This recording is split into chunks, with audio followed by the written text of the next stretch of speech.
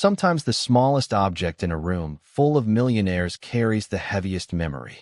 Snow drifted softly across Manhattan like slow white ash beneath the midnight sky, while the grand ballroom of the Whitmore Regency Hotel glowed with golden light and expensive laughter.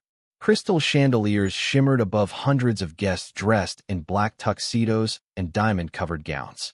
A jazz piano echoed gently near the marble staircase while waiters carried silver trays filled with champagne through clusters of investors, politicians, celebrities, and executives pretending happiness looked effortless. At the center of the ballroom stood Daniel Whitmore beneath warm amber lights, holding a glass of whiskey while photographers circled him like satellites around a private sun. 42 years old, billionaire founder of Whitmore Industries. Every business magazine in America called him disciplined, ruthless, untouchable. Tonight, he looked exactly like the kind of man success was designed for. Perfect navy tuxedo, silver cufflinks, calm gray eyes trained carefully to reveal nothing. But exhaustion hid beneath his posture in quiet places most people missed. In the looseness of his shoulders, in the delayed timing of his smile, in the way he stared through conversations instead of into them. Emily Harper moved silently between tables carrying champagne flutes balanced carefully against one hand, while the soft fabric of her black waitress uniform brushed gently against the polished ballroom floor. She had worked luxury events for 6 years now, long enough to understand wealthy people often spoke the loudest when they felt the emptiest, long enough to know invisible workers heard everything. Table 9 needs fresh glasses, Olivia Bennett whispered while adjusting the event schedule clipboard near the service station. Emily nodded once calmly. Got it. Olivia glanced toward the center stage where Daniel Whitmore stood surrounded by investors and reporters beneath the chandeliers. Apparently, he just closed a $7 billion merger yesterday. Emily lifted another silver tray. Then hopefully someone reminds him to eat dinner. Olivia laughed softly beneath her breath before hurrying toward another section of the ballroom. Emily crossed carefully through the crowd, while jazz music floated gently through the air and camera flashes reflected against the marble walls. Everywhere she looked, people were performing versions of themselves.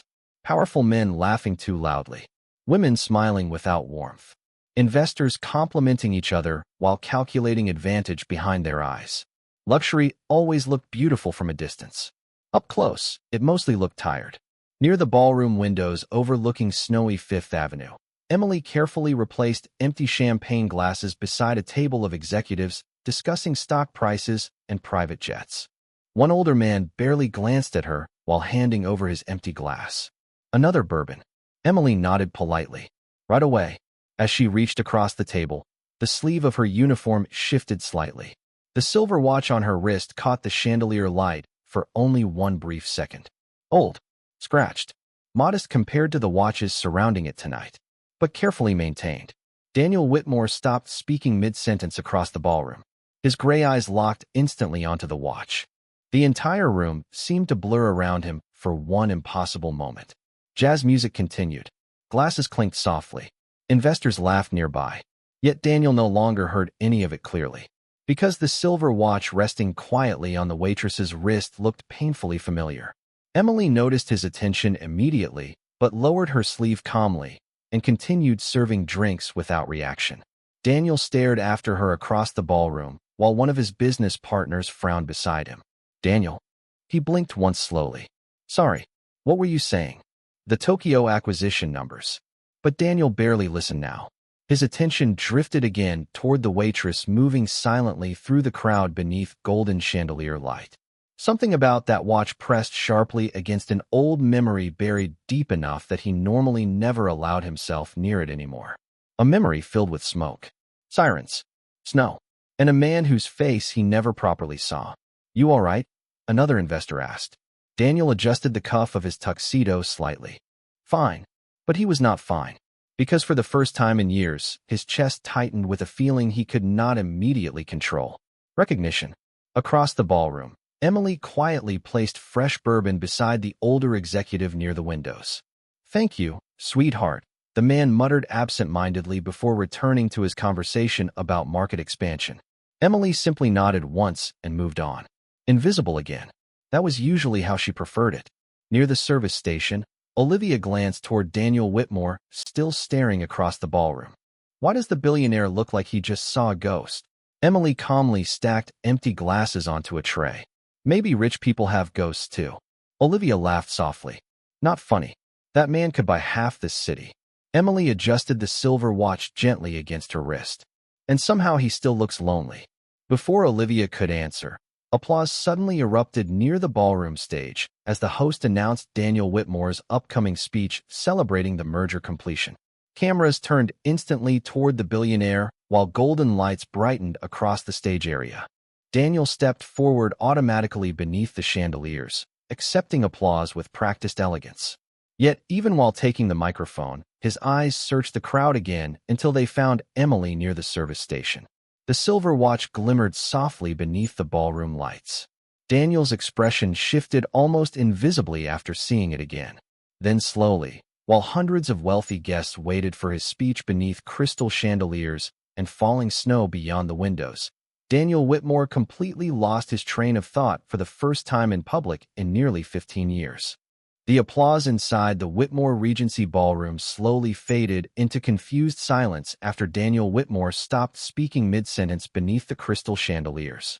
Investors shifted awkwardly in their seats. Reporters lowered cameras slightly. Even the jazz pianist near the staircase hesitated for half a beat before continuing softly in the background. Daniel stood perfectly still beneath the warm amber stage lights, one hand resting against the microphone while his gray eyes remained fixed somewhere deep inside the crowd. More specifically, on the silver watch resting beneath the sleeve of a quiet waitress moving between tables like she belonged to another world entirely. Emily Harper balanced a tray of champagne glasses calmly against one hand while guests whispered softly around her. She noticed the tension immediately. Powerful people hated public uncertainty, especially from men like Daniel Whitmore who built entire empires around control. Is he okay? Olivia Bennett whispered near the service station while pretending to polish wine glasses. Emily glanced briefly toward the ballroom stage. Maybe he forgot the speech. Olivia looked horrified. Billionaires do not forget speeches.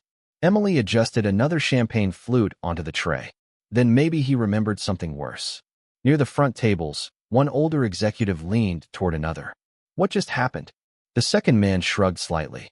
No idea. He looked distracted. Daniel finally blinked once beneath the bright ballroom lights before forcing a calm smile back onto his face. My apologies, he said smoothly into the microphone. Long week. Polite laughter scattered uncertainly through the room. Daniel continued the speech automatically after that. Numbers, acquisitions, international expansion, corporate gratitude. The kind of polished language wealthy audiences applauded without truly hearing anymore. But his attention kept drifting back toward Emily every few seconds. More specifically, toward the silver watch hidden partially beneath the cuff of her black waitress uniform. Because the watch looked impossible. Old-fashioned silver casing. Thin scratches near the crown dial. Slight discoloration near the leather strap. Daniel remembered every detail with disturbing clarity. 29 years ago, a firefighter wore that exact same watch while carrying him through smoke-filled hallways inside a burning hotel during a blizzard in upstate New York. Daniel was 13 then. Terrified. Barely conscious. He never properly saw the man's face. Only the silver watch reflecting emergency lights while strong hands pulled him through collapsing darkness toward cold winter air outside. The firefighter disappeared before Daniel could ever thank him. Nobody even told him the man's name afterward. But Daniel never forgot the watch. He finished the speech to thunderous applause that felt strangely distant tonight. Cameras flashed around him while executives shook his hand near the stage. Yet the billionaire barely processed any of it. His eyes searched the ballroom again until they found Emily quietly serving champagne near the far windows overlooking snowy Fifth Avenue. Daniel. His assistant Rachel Morgan stepped beside him holding a tablet filled with schedule updates. The investors from London want 15 minutes before dessert. Daniel loosened the cuff of his tuxedo slightly. Later, Rachel blinked in surprise. You already postponed them twice. Then they can survive disappointment one more time. Before Rachel could respond, Daniel stepped down from the stage and crossed the ballroom directly toward Emily. Conversations softened subtly as guests noticed the billionaire changing direction unexpectedly through the crowd. Emily calmly placed fresh champagne beside a table of investors without acknowledging the approaching attention around her. She already understood wealthy people watched waitresses differently whenever powerful men became curious. Like ordinary women automatically transformed into rumors. Daniel stopped beside her near the ballroom windows where snow drifted softly against the glass outside. Up close, the silver watch looked even more familiar beneath the chandelier light. "Excuse me," he said quietly. Emily turned politely. "Yes, sir." Daniel nodded slightly toward her wrist. "That watch." Emily instinctively lowered the tray slightly. "What about it?" Daniel stared at the silver casing carefully. "Where did you get it?" Nearby guests immediately pretended not to listen while absolutely listening. Emily noticed the shift instantly. She kept her expression calm. "It belonged to my father." Something tightened visibly in Daniel's posture after hearing that. "Your father was a firefighter?" Emily blinked once in surprise. "Yes." The ballroom noise seemed to soften around them suddenly. Daniel's gray eyes remained locked on the watch while old memories pressed harder against his chest now. Smoke. Sirens. Snow. A gloved hand gripping his shoulder. "What was his name?" he asked quietly. Emily studied him carefully before answering. "Michael Harper." Daniel froze completely.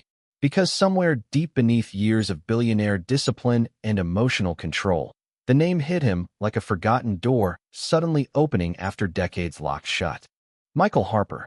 He knew that name. Not from memory exactly. From newspaper clippings hidden inside an old box he never opened anymore. After the hotel fire, Daniel spent months searching archives trying to identify the firefighter who saved him. Most records disappeared after the department restructuring years later. But one article survived. One name buried near the bottom. Michael Harper. Emily noticed the color leave Daniel's face slightly beneath the ballroom lights. "Are you all right?" Daniel looked at her like he was trying to place reality back together in the correct order. "Your father," his voice lowered almost unintentionally. "He worked the Briarwood Hotel fire in Rochester?" Emily's calm expression shifted for the first time all evening. "How do you know that?" Before Daniel could answer, a sharp female voice interrupted nearby. "Seriously?" A woman in an emerald designer gown approached, holding a champagne flute while looking openly annoyed. Vanessa Sinclair. Manhattan socialite. Donor board member. Professional collector of attention. Her eyes moved immediately toward Emily's wrist. "That old thing again." Emily straightened slightly. "Excuse me." Vanessa laughed softly toward the nearby guests. "I told her earlier she should not wear a scratched flea market watch to a luxury event." Several wealthy guests smiled awkwardly beneath the chandeliers. Emily calmly adjusted the sleeve over the silver watch again. "It is not for decoration." Vanessa rolled her eyes. "Sweetheart, nobody wears something that ugly unless they want people asking about it." Daniel's expression darkened immediately. Emily remained perfectly calm. "Then it is a good thing I never asked for your opinion." Silence touched the nearby tables after that. Vanessa looked stunned for half a second before laughing sharply beneath her breath. But Daniel barely noticed the exchange anymore. Because Emily's father's name kept echoing through his memory while snow drifted beyond the ballroom windows, and one impossible realization slowly began unfolding inside him beneath the crystal lights.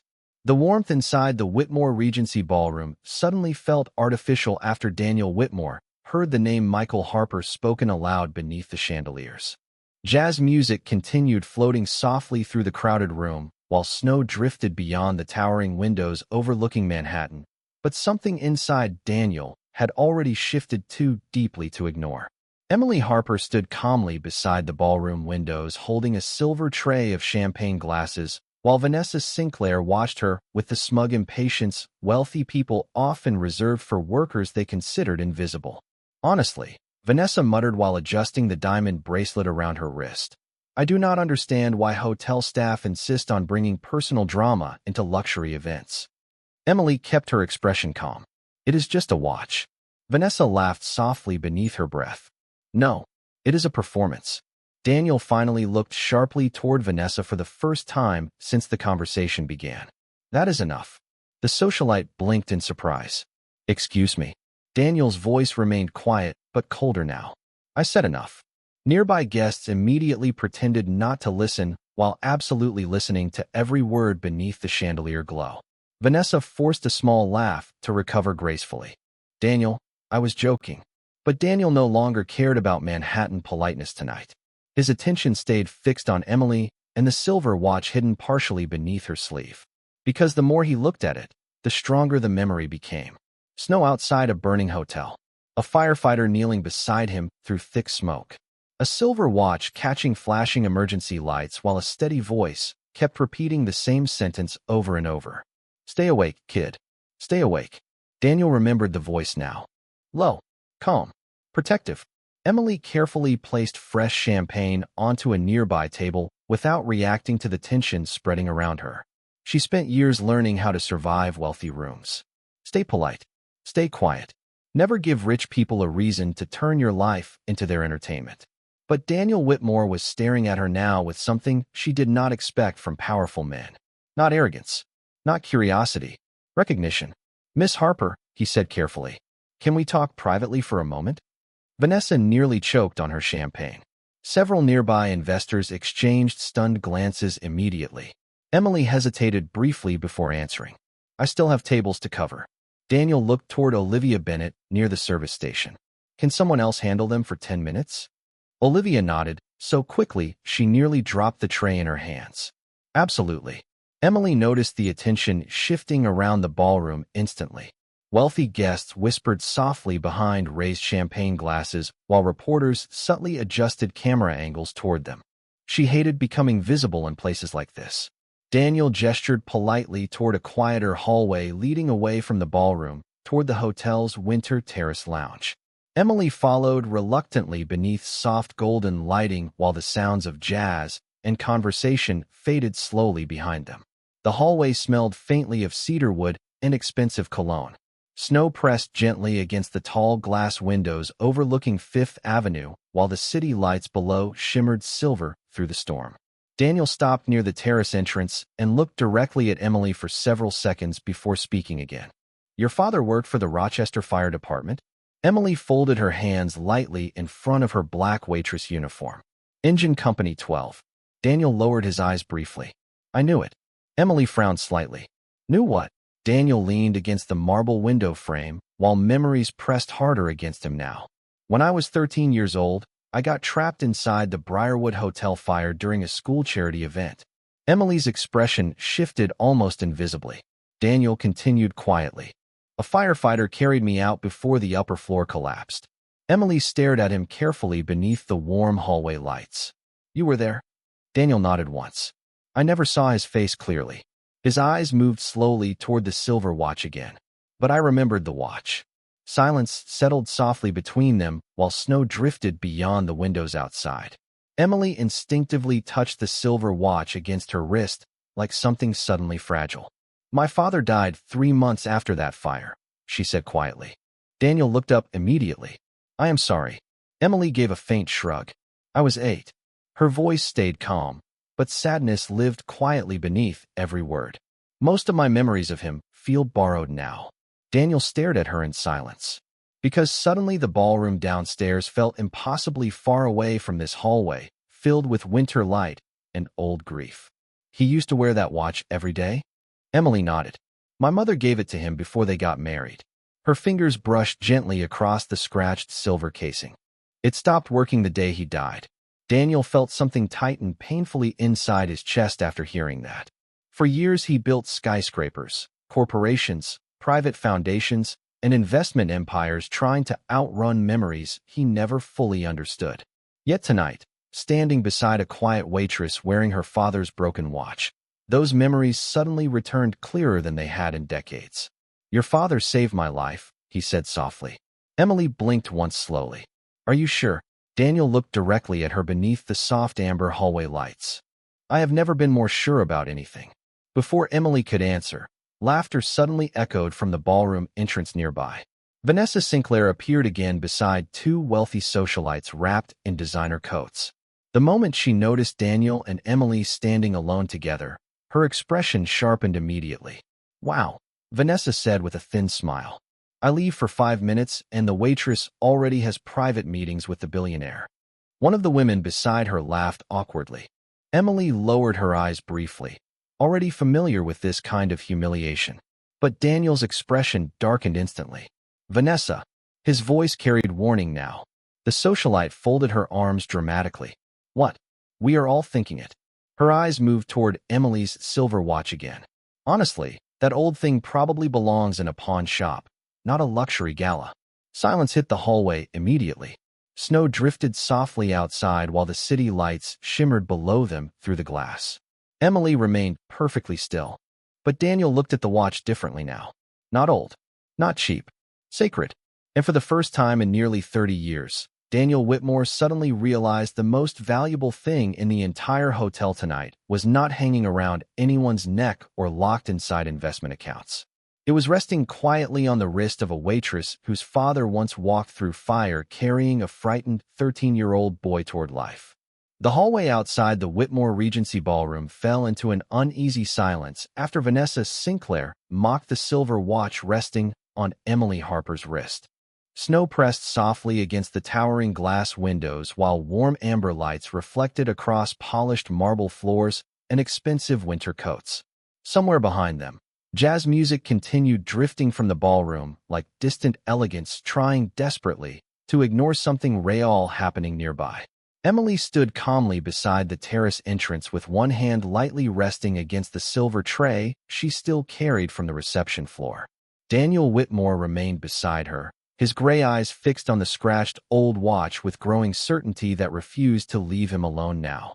Vanessa folded her arms beneath her emerald designer gown, while the two socialites beside her exchanged nervous glances. What? Vanessa said defensively after noticing Daniel's expression. It was a joke. Daniel looked at her quietly for several seconds. Wealthy people often feared silence more than anger because silence forced them to hear themselves clearly. Some objects matter more than appearances, he finally said. Vanessa laughed awkwardly. It is still an old broken watch. Daniel's voice lowered slightly.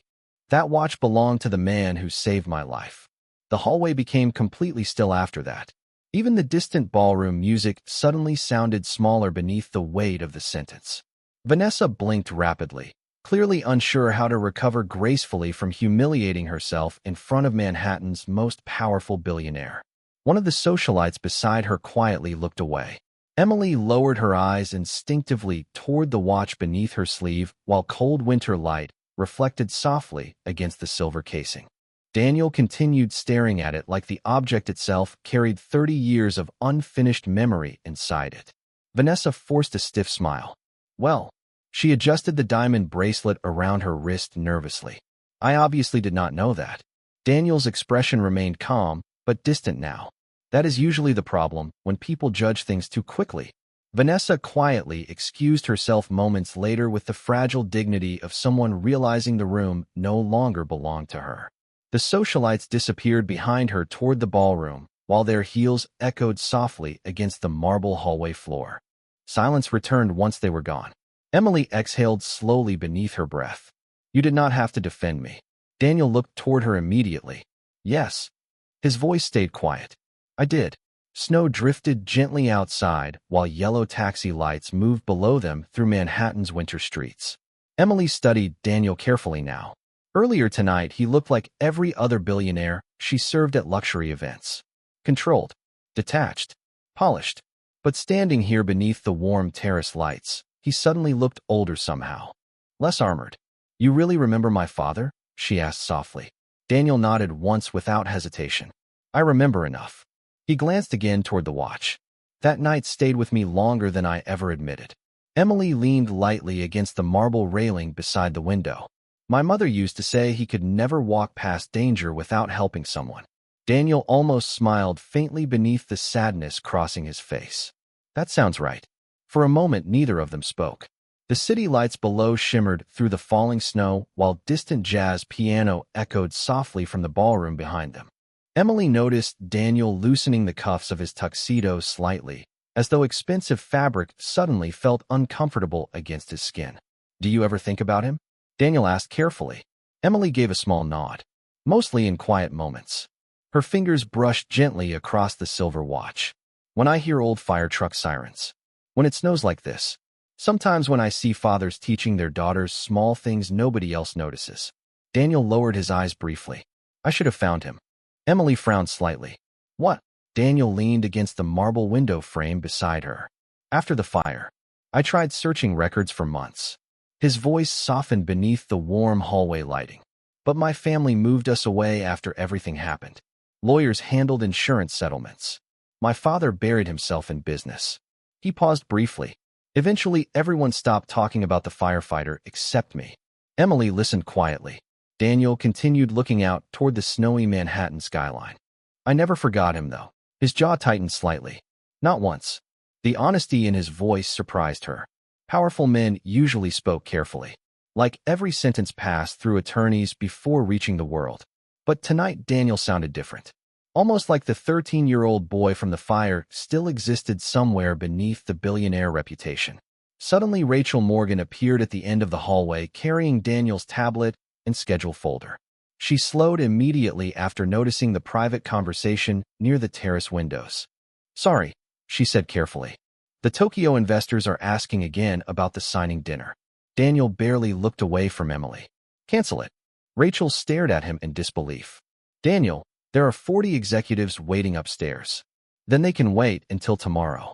Rachel lowered her voice immediately. You never postpone investor meetings. Daniel finally turned toward her calmly. Tonight I am. Rachel glanced briefly between Daniel and Emily, clearly trying to understand what could possibly matter more than billion-dollar negotiations. But she wisely asked nothing further. Understood, she murmured before walking away down the hallway. Emily watched her disappear. You probably should not cancel meetings because of me. Daniel gave a quiet, humorless laugh. You still think this is about you? Emily looked confused. Daniel turned slowly toward the snowy windows again, while memories moved visibly behind his eyes now. Tonight is the first time in 29 years I finally know what happened to the man who carried me out of that hotel. His voice lowered almost to himself. That changes things. Emily studied him carefully beneath the amber terrace lights. My father never talked much about the fire. Daniel looked back at her instantly. Did he keep anything from that night besides the watch? Emily hesitated briefly. Then softly she answered, There is an old photograph at my apartment. Daniel's expression shifted immediately. Photograph? Emily nodded once.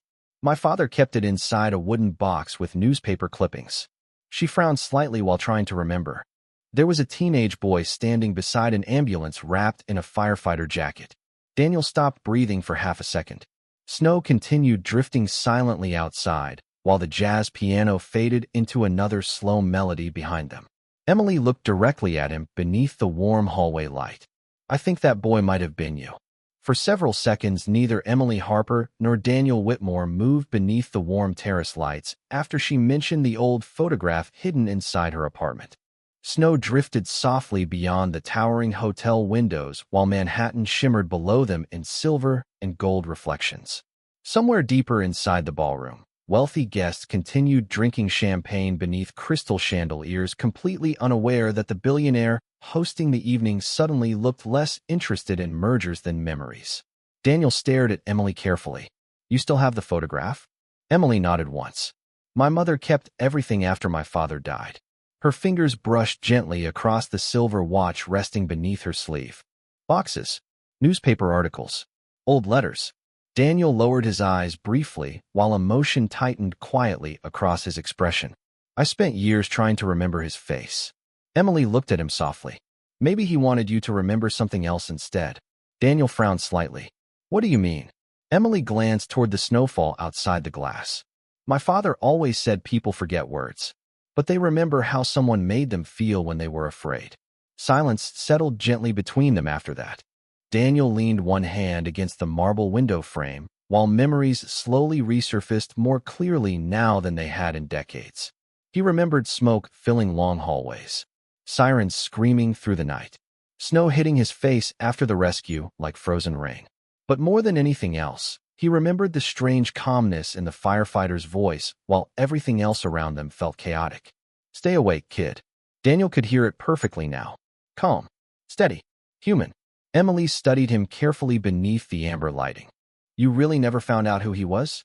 Daniel shook his head slowly. My father handled everything after the fire. His jaw tightened slightly.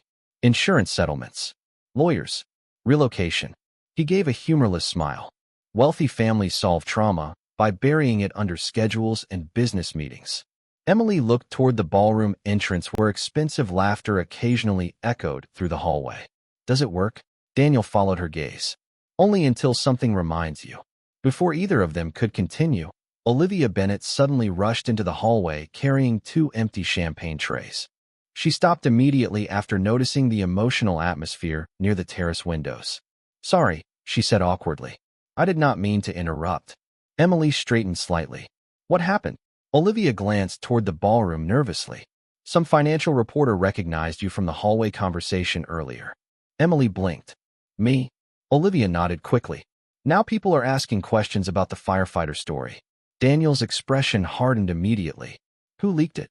Olivia lowered her voice. Probably Vanessa Sinclair. Daniel closed his eyes briefly beneath his breath. Of course. Manhattan socialites treated private moments like currency. Emily adjusted the silver tray calmly despite the tension building around them. It is fine.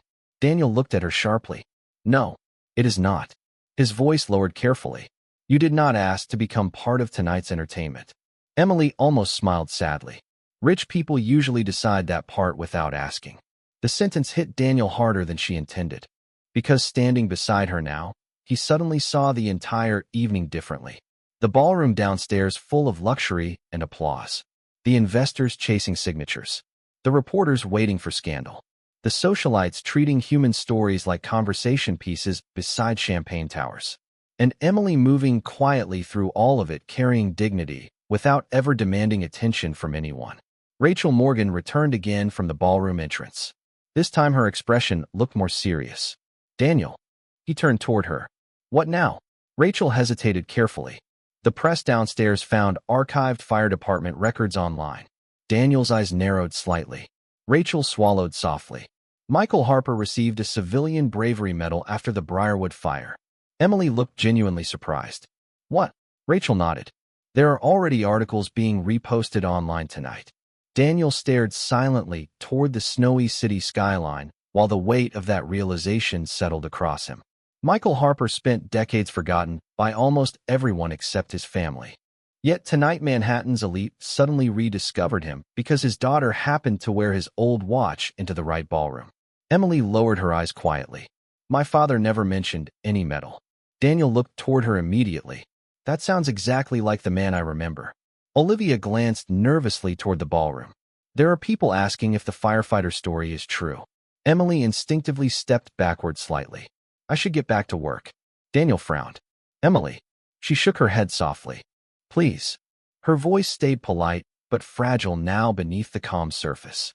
I do not want cameras following me around because of my father. Daniel understood immediately. She was not embarrassed by the story. She was protecting it. Some memories became smaller when rich people touched them too loudly. Daniel loosened his tuxedo cuffs again before quietly removing his private security badge from inside his jacket pocket. He handed it toward Olivia. No reporters near staff areas tonight. Olivia nodded quickly. Understood. Daniel looked back toward Emily. You should not have to defend your father from people trying to turn him into headlines. Emily stared at him for a moment beneath the terrace lights. Then softly she said, Neither should you. Daniel almost asked what she meant. But somewhere deep down he already understood. Because for 29 years he carried survivor guilt beneath billion-dollar success without ever speaking about it honestly to anyone. Emily adjusted the silver watch gently against her wrist before lifting the tray again. I need to finish my shift. Daniel looked toward the ballroom entrance where flashes from cameras occasionally reflected against the marble walls now. After your shift ends, he hesitated slightly. Would you show me the photograph? Emily studied him carefully for several seconds while snow drifted outside behind them. Then finally she gave a small nod. All right. Relief crossed Daniel's expression so quietly most people would never notice it. But Emily noticed. Because sometimes the loneliest people in expensive rooms were the ones everyone else believed had everything. She turned calmly toward the ballroom corridor again. Black waitress uniform moving softly beneath the warm lights, while distant jazz music floated back into the hallway. Daniel remained near the snowy terrace windows watching her disappear into the glow of the ballroom crowd. And for the first time in many years, the billionaire no longer felt haunted by the memory of the firefighter who saved his life. Tonight, that memory finally had a name. And a daughter carrying his watch through a room full of people too distracted by wealth to recognize what true value actually looked like. By 11:30 that night, the Whitmore Regency Ballroom had transformed from a glamorous merger celebration into something quieter and strangely more human. Investors still occupied the marble lounge areas beneath the crystal chandeliers, but the loud confidence from earlier had softened into smaller conversations and tired smiles. Snow continued falling beyond the tall Manhattan windows, while hotel staff replaced melted ice sculptures and collected abandoned champagne glasses from linen-covered tables. Emily Harper moved carefully through the ballroom carrying a silver tray stacked with empty crystal flutes, while warm jazz piano floated softly through the fading crowd. Yet everywhere she walked now, people looked at her differently. Some with curiosity, some with sympathy, a few with genuine respect. She hated all of it equally. Invisible workers survived luxury spaces by remaining unnoticed. Attention from wealthy people usually arrived attached to complications. Near the ballroom stage, Daniel Whitmore stood alone beside the grand piano, staring absently into a glass of untouched whiskey. His navy tuxedo jacket rested over one shoulder now, while loosened silver cufflinks reflected the amber chandelier light. The billionaire no longer looked like the sharp, untouchable executive from the beginning of the evening. Tonight had stripped something polished away from him. Rachel Morgan approached quietly, carrying a tablet filled with incoming press notifications. "The firefighter story is spreading fast online," she said carefully. Daniel barely reacted. "How bad?" Rachel hesitated. "Not bad exactly." She glanced down at the screen. "People are reposting archived articles about Michael Harper." Daniel lowered his eyes briefly. Did they mention his family? Only Emily. Daniel's jaw tightened immediately. Rachel softened her voice. "Most of the reactions are positive." Daniel looked across the ballroom, where Emily quietly refilled water glasses near the terrace tables. "That is not the point." Rachel followed his gaze. "You are worried about her." Daniel gave a humorless smile beneath his breath. "I spent most of my life surrounded by people trained to survive publicity." His expression darkened slightly. "She is not one of them." Across the ballroom, Vanessa Sinclair sat beside two socialites pretending not to watch Emily while absolutely watching her. One woman leaned closer beneath the chandelier light. "So the waitress's father saved Daniel Whitmore?" Vanessa swirled champagne inside her glass slowly. "Apparently. That changes things." Vanessa's eyes narrowed slightly toward Emily across the ballroom. "Only if Daniel decides it changes things." Emily ignored the whispers while continuing her work calmly. She had learned long ago that rich people turned ordinary stories into entertainment because their own lives often lacked anything emotionally real anymore. Olivia Bennett suddenly appeared beside her carrying folded napkins. "Half the ballroom is talking about your father." Emily sighed softly. "I noticed." Olivia lowered her voice excitedly. "Do you realize Daniel Whitmore canceled investor meetings because of you?" Emily adjusted another water glass carefully. "No, he canceled them because of guilt." Olivia frowned slightly. "You really think that is all this is?" Emily glanced across the ballroom toward Daniel, standing alone beside the piano. "A man remembers the person who saved his life. That is human." Olivia smiled faintly. "You make everything sound simpler than it feels." Before Emily could answer, Daniel crossed the ballroom toward her again beneath the warm chandelier glow. Conversations softened subtly as guests noticed him approaching. Emily immediately sensed the attention shifting around them once more. Daniel stopped beside her quietly. "Your shift almost over?" Emily nodded once. "Another 30 minutes." Daniel glanced toward the ballroom entrance where reporters still lingered discreetly near security barriers. "I arranged a private car afterward." Emily blinked in surprise. "You did not have to." "Probably not." His voice softened slightly. "But I wanted to." Olivia quickly disappeared with the napkins before the conversation could continue. "Smart woman." Daniel looked around the ballroom slowly while jazz piano echoed through the golden light above them. "Funny," he murmured quietly. Emily raised an eyebrow slightly. "What is?" Daniel gave a faint smile filled more with sadness than humor. "I have hosted events like this for 15 years. His eyes moved across the luxury decorations and wealthy guests surrounding them. Tonight is the first one I actually remember clearly. Emily followed his gaze toward the ballroom crowd. Maybe because tonight stopped being about business. Daniel looked back at her. Maybe. Silence settled softly between them while snow drifted against the windows behind the ballroom stage. Then Daniel reached slowly into the inside pocket of his tuxedo jacket and removed an old folded newspaper clipping worn thin at the edges. Emily looked surprised. Daniel handed it toward her carefully. I found this years ago. Emily unfolded the yellowed article beneath the chandelier light. Her breath caught almost immediately. The newspaper photograph showed firefighters outside the burned Briarwood Hotel during a winter storm nearly 3 decades earlier. Near the center stood Michael Harper wearing heavy rescue gear and the exact same silver watch visible beneath his glove. Beside him sat a frightened teenage boy wrapped in a firefighter coat beside an ambulance. Daniel Whitmore. Younger. Pale. Alive because of her father. Emily stared silently at the image while jazz music drifted softly around them. My mother never showed me this. Daniel watched her expression carefully. I carried that clipping through boarding schools, college, business meetings, every city I ever lived in.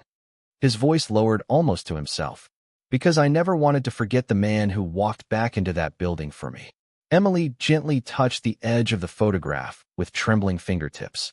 He never talked about being brave. Daniel looked toward the snowy windows quietly. The bravest people usually do not. Emily folded the article carefully and handed it back to him. But Daniel shook his head. Keep it. She blinked in surprise. Daniel, it belongs with his family. Emily hesitated before slowly accepting the clipping against her chest. The ballroom lights reflected softly across the old photograph, while wealthy guests laughed faintly in the background, completely unaware that the most valuable exchange happening tonight involved a faded newspaper article instead of money. Daniel looked at Emily beneath the chandelier glow with quiet certainty settling deeper inside him now. Because after decades spent building empires and negotiating billion-dollar deals, he suddenly realized the single most important debt of his life could never be measured financially at all. Midnight settled softly over Manhattan, while the Whitmore Regency Ballroom slowly emptied beneath fading chandelier light. The orchestra had stopped playing nearly 20 minutes earlier. Most investors already disappeared into black luxury cars waiting beneath the snowy hotel entrance outside. Hotel staff quietly cleared crystal glasses and folded linen napkins while soft instrumental music drifted through hidden ceiling speakers like the final breath of an expensive evening trying to end gracefully.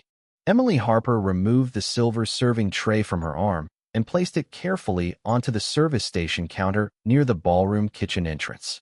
Her shift was finally over. Exhaustion rested visibly beneath her calm blue eyes now, though she still carried herself with the same quiet dignity that seemed impossible to shake no matter how chaotic the night became. Olivia Bennett leaned against the counter beside her while tying her winter scarf loosely around her neck. You survived the strangest charity gala in Manhattan history, she said softly. Emily almost smiled. I think the investors survived it less successfully.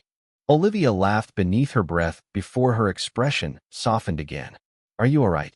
Emily glanced down toward the silver watch resting against her wrist beneath the warm kitchen lighting. I do not know yet. Across the ballroom, Daniel Whitmore stood alone near the grand staircase watching workers dismantle floral arrangements beside the marble dance floor. His tuxedo jacket rested folded over one arm now, while loosened silver cufflinks reflected softly beneath the chandeliers. The billionaire looked strangely disconnected from the ballroom surrounding him, like his mind remained somewhere far beyond luxury events and billion-dollar negotiations tonight. Rachel Morgan approached carefully carrying a black overcoat. Your car is waiting downstairs. Daniel barely looked away from the ballroom entrance. Tell them 10 more minutes. Rachel hesitated. You still plan on going? Daniel finally turned toward her slightly. Going where? Rachel lowered her voice. To Emily Harper's apartment. Daniel looked down briefly before answering. Yes. Rachel studied him carefully for a moment. You trust this? Daniel frowned slightly. What exactly do you mean? Rachel folded her arms lightly. You built an empire by questioning motives. Her eyes moved toward Emily across the ballroom. Tonight, you met a waitress connected to the most emotionally significant event of your life. Daniel's expression softened unexpectedly. And somehow she is the only person here who has not asked me for anything. Rachel said nothing after that, because there was no intelligent response to truth spoken that plainly. Near the service station, Emily quietly slipped on her wool coat, while snow reflected silver through the tall hotel windows nearby. Olivia adjusted her scarf again before speaking softly. You know, half the women in this city would fake emotional trauma just to spend one private evening with Daniel Whitmore. Emily buttoned her coat calmly. That sounds exhausting. Olivia laughed again. You seriously are different. Emily glanced across the ballroom toward Daniel. No, her voice stayed quiet. I just think grief should stay honest. Before Olivia could respond, Daniel crossed the ballroom toward Emily beneath the dim chandelier glow. Staff members subtly stepped aside as he approached, not because he demanded space, because power naturally bent rooms around itself. Yet tonight Daniel's presence felt quieter somehow, less like authority, more like someone searching for answers he should have found years ago. Ready? He asked softly after reaching her. Emily nodded once. I only live 15 minutes away. Daniel looked toward the snowy windows. Longer in this weather. Olivia quickly disappeared toward the employee elevators with the wisdom of someone recognizing a deeply personal moment unfolding nearby. Emily adjusted the sleeve over her father's watch before following Daniel toward the private hotel exit corridor. The marble hallway leading downstairs felt almost peaceful now compared to the noise and attention of earlier. Snow swirled outside the tall entrance windows, while hotel security quietly held back lingering reporters near the front entrance barricades. Daniel noticed Emily slowing slightly after seeing the cameras. We can use the underground exit. Emily looked relieved. Thank you. They descended together through a quieter service elevator beneath soft golden lighting. For several floors, neither of them spoke. Only the gentle hum of the elevator and the distant sound of winter wind outside filled the silence between them. Finally, Daniel looked toward her carefully. What was your father like? Emily smiled faintly beneath the warm elevator light. Real smile this time. Loud in the mornings. Quiet at night. Daniel listened closely. Emily continued softly. He always carried peppermints in his coat pockets because he thought children trusted firefighters more when they smelled candy instead of smoke. Daniel laughed quietly beneath his breath before emotion immediately softened the sound again. That sounds exactly right. Emily leaned lightly against the elevator railing. He also fixed things constantly. Things. Broken radios. Neighbors' heaters. Leaky kitchen sinks. Her fingers brushed gently across the silver watch. My mother used to say he could not walk past something damaged without trying to repair it. Daniel lowered his eyes after hearing that, because suddenly the firefighter's final act made perfect sense. Some people spent their whole lives running toward broken things simply because their hearts refused to do otherwise. The elevator doors finally opened into the underground parking garage, where black luxury vehicles waited beneath cold fluorescent lighting. Snow blew faintly through the open street ramp nearby, while drivers stood beside polished sedans with gloved hands tucked against the winter cold. Daniel guided Emily toward a dark gray town car parked quietly near the exit lane. Before opening the door, he hesitated slightly. Emily. She looked up at him beneath the pale garage lighting. Daniel's voice lowered carefully. If tonight becomes too overwhelming, he paused briefly. You can tell me to leave. Emily studied him silently for several seconds. Billionaires rarely asked permission from anyone. Yet somehow tonight this man standing before her no longer looked like someone protected by wealth. He looked like a 13-year-old boy still carrying unfinished gratitude through decades of success. Finally, Emily answered softly. I invited you because my father believed unfinished stories deserve honesty. Daniel opened the car door quietly after that while snow drifted down the Manhattan Street ramp behind them. And somewhere deep beneath years of polished control and corporate ambition, the billionaire suddenly realized he was not driving toward a waitress's apartment tonight. He was driving toward the part of his own life he abandoned long ago because surviving had seemed easier than remembering.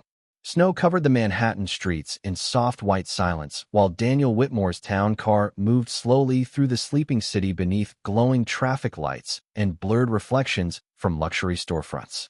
Inside the car, warmth settled gently against the windows while quiet classical music played low through hidden speakers. Emily Harper sat beside the window with her black wool coat folded neatly across her lap and the silver watch resting against her wrist beneath the dim amber interior lighting. Daniel sat across from her in silence for most of the drive, his loosened tuxedo collar making him look less like a billionaire executive and more like a man slowly stepping outside the version of himself the world expected. Neither of them rushed the conversation. Some memories deserved careful handling. The car finally stopped outside a modest brick apartment building on the Upper West Side just after midnight. Snow drifted across the quiet sidewalk while warm yellow light glowed behind a few apartment windows above them.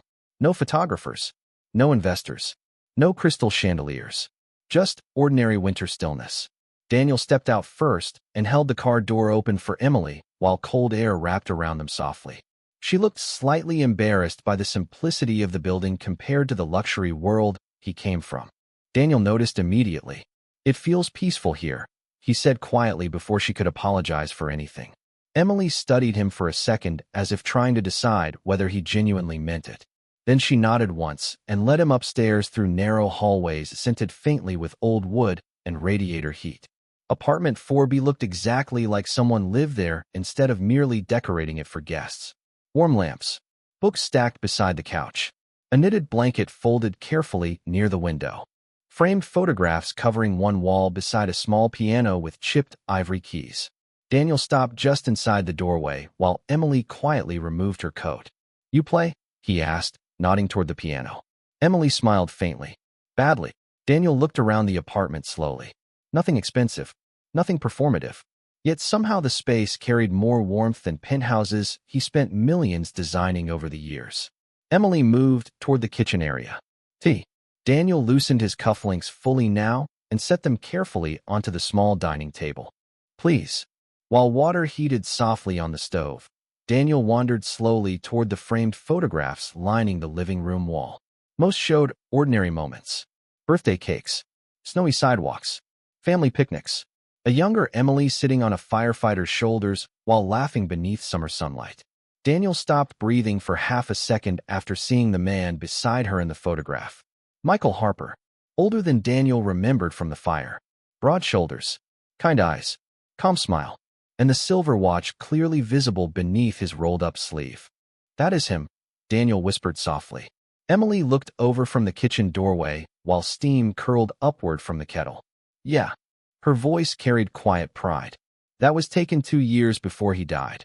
Daniel stared at the photograph like someone trying to reconnect pieces of himself he abandoned decades ago. "He looks exactly how I imagined." Emily placed 2 mugs of tea onto the dining table beneath warm lamplight. "Most people said he made everyone feel safe." Daniel looked down slowly. He did. Silence settled softly through the apartment while snow brushed against the windows outside. Emily disappeared briefly into her bedroom before returning with a small wooden box held carefully in both hands. Old cedar, slightly worn edges, protected for years. Daniel immediately recognized the weight of memory inside objects like that. Emily sat across from him at the small dining table and opened the box slowly beneath the warm kitchen light. Inside rested newspaper clippings, folded letters, old firefighter badges, and several faded photographs bound carefully together with a thin blue ribbon. Daniel watched quietly while Emily lifted the photograph she mentioned earlier. Her fingers hesitated briefly before handing it toward him. Daniel took it carefully. The image showed a teenage boy wrapped in a heavy firefighter jacket sitting beside an ambulance, while snow fell heavily around emergency vehicles outside the Briarwood Hotel. The boy's face looked pale and frightened beneath the flashing lights. Daniel recognized himself instantly. Beside him knelt Michael Harper with one gloved hand resting against the teenager's shoulder while speaking softly to him. And on Michael's wrist rested the same silver watch now worn by Emily. Daniel stared at the photograph in complete silence. The memory returned fully this time. Not fragmented anymore. Complete. He remembered Michael kneeling beside him outside the burning hotel while paramedics rushed through falling snow nearby. He remembered the firefighter placing his own jacket around Daniel's shoulders because the boy could not stop shaking from cold and fear. But more than anything else, Daniel remembered the final thing Michael said before walking back toward the smoke-filled entrance again. "You made it out, kid. That means your life better become something good." Daniel lowered the photograph slowly while emotion tightened visibly across his face beneath the apartment light. Emily watched him carefully, but said nothing. Some grief sounded louder in silence anyway. Finally, Daniel spoke quietly. I spent 30 years building companies because I thought success would somehow justify surviving. Emily lowered her eyes softly toward the wooden box. Daniel continued staring at the photograph. But I never became the kind of man your father probably hoped I would become. Emily looked up immediately. You do not know that. Daniel gave a tired smile beneath his breath. Tonight half the ballroom was afraid of disappointing me. His eyes moved slowly around the warm apartment. I think your father would have preferred people simply trust me. Emily considered his words carefully while snow drifted against the windows outside. Then softly she answered, maybe trust. The apartment remained quiet long after the tea had grown cold on the small wooden table between them. Outside the windows, Manhattan slept beneath falling snow while yellow streetlights painted soft reflections across the glass. Daniel Whitmore still held the old photograph carefully in his hands like something sacred enough to break if touched too quickly. Across from him, Emily Harper sat beside the wooden memory box her father left behind years earlier. No music played. No reporters waited nearby. No investors interrupted with schedules or contracts. Just winter silence and two people connected by one man whose kindness survived longer than anyone expected. Daniel finally looked up from the photograph with tired eyes softened by something deeper than grief now. Gratitude. I think he saved me twice, he said quietly. Emily tilted her head slightly. Twice. Daniel nodded slowly. The first time was inside the fire. His eyes moved gently across the apartment around them. Tonight was the second. Emily frowned softly. I do not understand. Daniel leaned back slightly in the chair, while warm lamplight reflected across the old newspaper clipping beside his hand.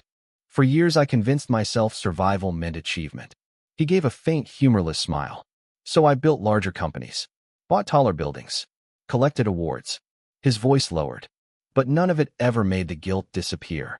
Emily listened quietly while snow continued brushing against the windows outside. Daniel looked toward the silver watch resting against her wrist. Tonight your father reminded me what survival was actually supposed to mean. Emily lowered her eyes briefly.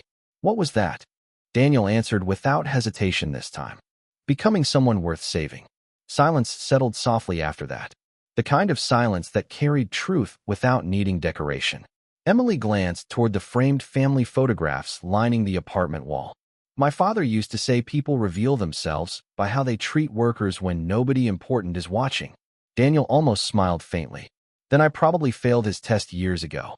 Emily looked back at him carefully. Maybe. Her voice stayed gentle.